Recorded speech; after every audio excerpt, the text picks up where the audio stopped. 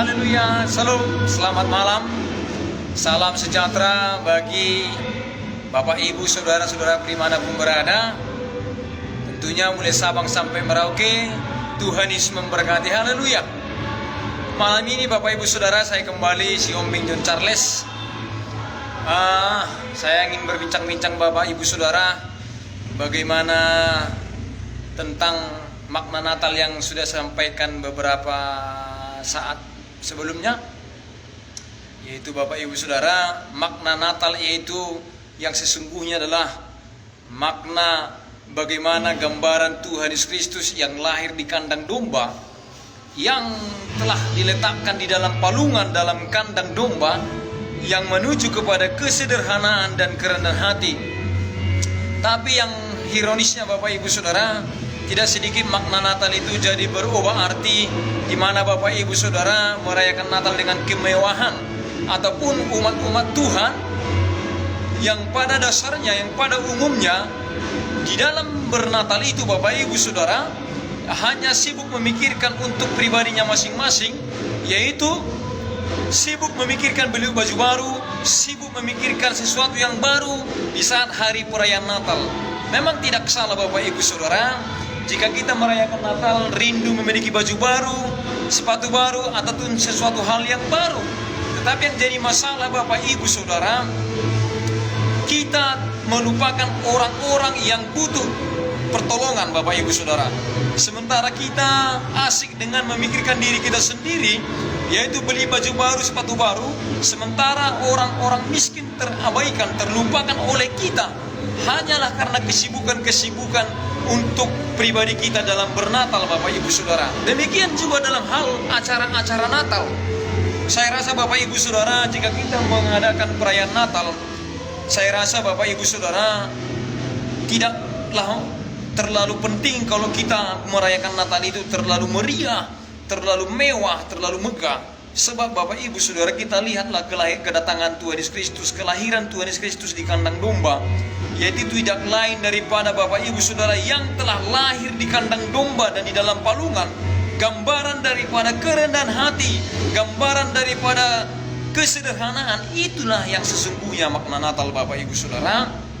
Jadi saya himbau kepada seluruh saudara-saudaraku dimanapun berada, memang tidak salah kalau kita merayakan Natal itu dengan acara yang meriah, acara yang megah, tidak salah Bapak Ibu saudara. Yang menjadi persoalannya Bapak Ibu saudara adalah dalam kita merayakan Natal itu, di dalam kita bernatal Bapak Ibu saudara dengan kemewahan, kemegahan, apakah kita terpikir untuk orang-orang yang miskin di luar sana Bapak Ibu saudara, yang maknanya tadi yang sudah saya sampaikan, kedatangan Yesus, dia yang kaya rela menjadi miskin, datang ke dunia yang kaya menjadi miskin supaya lewat kemiskinannya kita diperkaya. Seharusnya itu makna Natal yang sebenarnya.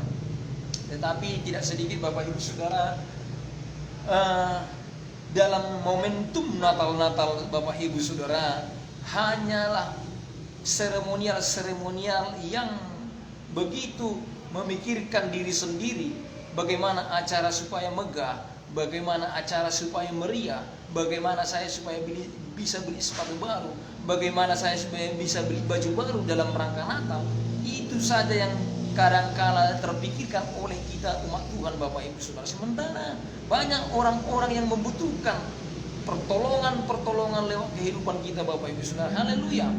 Jika boleh saya sampaikan, adalah baiknya Bapak Ibu saudara jika kita mengumpulkan uang untuk membeli baju baru untuk Natal, jika bisa biarlah yang aturannya beli baju baru, sepatu baru kita itu untuk Natal Bapak Ibu saudara, kita berikan kepada orang-orang yang layak menerimanya Bapak Ibu saudara, sehingga itulah yang menjadi kehendak Tuhan dalam kehidupan kita. Haleluya. Mari kita melihat kembali Bapak Ibu saudara dalam kehidupan janda Sarfat yang terdapat dalam 1 Raja-Raja 17 ayat 7 sampai 16 Bapak Ibu saudara. Si janda ini memberi apa yang dari kekurangannya. Janda ini memberi daripada kekurangannya Bapak Ibu saudara. Hanya sedikit saja yang dia punya, yang dia miliki, dia mampu memberi kepada Nabi Elia pada waktu itu Bapak Ibu saudara. Tetapi mujizat Tuhan nyata baginya, dari kekurangannya, janda ini sanggup memberi kepada Nabi Elia supaya tergenapi firman Tuhan dalam kehidupannya. Kita melihat Bapak Ibu Saudara, pada waktu itu telah terjadi musim kemarau, sehingga terjadi kelaparan yang sangat hebat. Sangat hebat Bapak Ibu Saudara. Alkitab mencatat dalam 1 Raja-Raja 17 ayat 7-16 bahwasanya persediaan makan si janda Sarfat ini Bapak Ibu Saudara hanya tinggal sekali mengolah saja.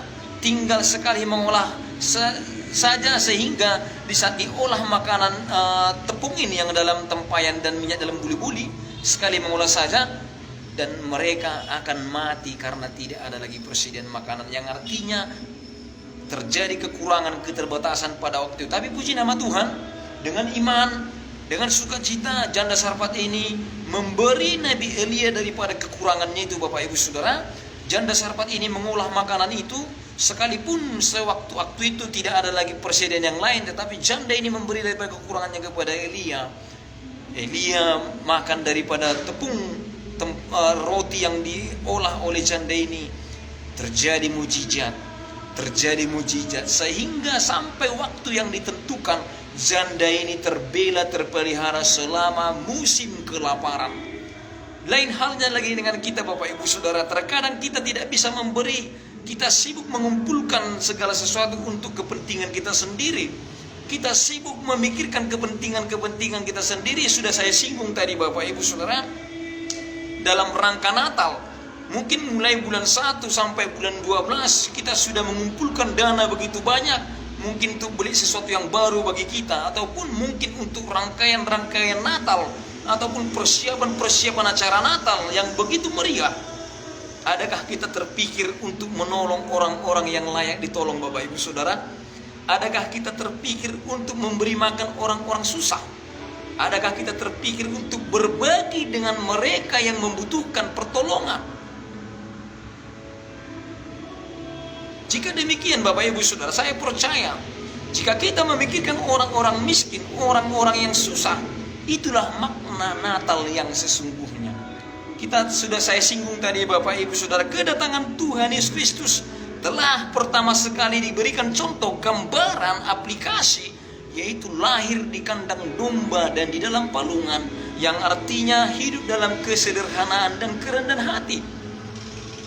Itulah makna Natal yang sesungguhnya.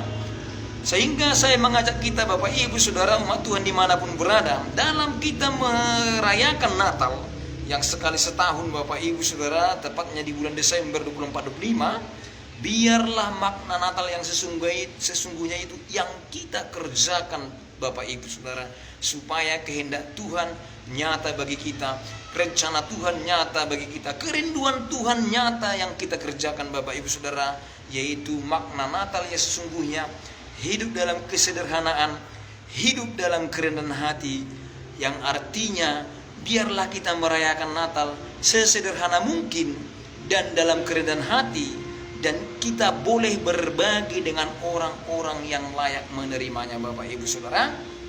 Itulah yang Tuhan kehendaki, sehingga Bapak Ibu Saudara, saya percaya lewat itulah makna Natal yang sesungguhnya. Kita berbagi, kita memberi orang-orang yang susah. Haleluya, puji nama Tuhan. Inilah yang boleh disampaikan bagi kita. Tetap saya ulang-ulangi Bapak Ibu Saudara, supaya saya rindu, supaya makna Natal itu kita luruskan, makna Natal itu kita nyatakan.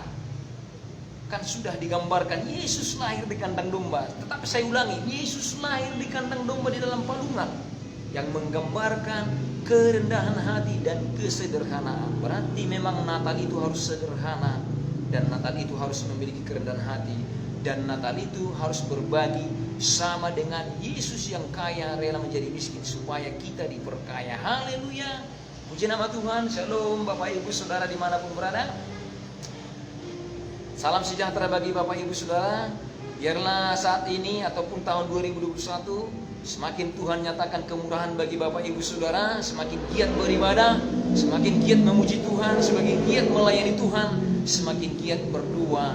Sebab saya percaya jika kita mulai dari tahun 2021 ini diawali dengan sukacita yang besar, kegiatan yang besar, semangat yang besar, kesungguhan kita melayani Tuhan, beribadah kepada Tuhan, saya percaya pembelaan Tuhan akan nyata bagi kita untuk sepanjang tahun, mulai bulan 1 tahun 2021 sampai bulan 12 tahun 2021. Saya percaya Tuhan akan membela kita sama dengan janda serpat yang dari kekurangannya membagi-bagikan kepada orang lain, sehingga selama musim kelaparan janda itu terbela sampai waktu yang ditentukan. Haleluya, puji nama Tuhan. Shalom, salam sejahtera. Tuhan Yesus memberkati.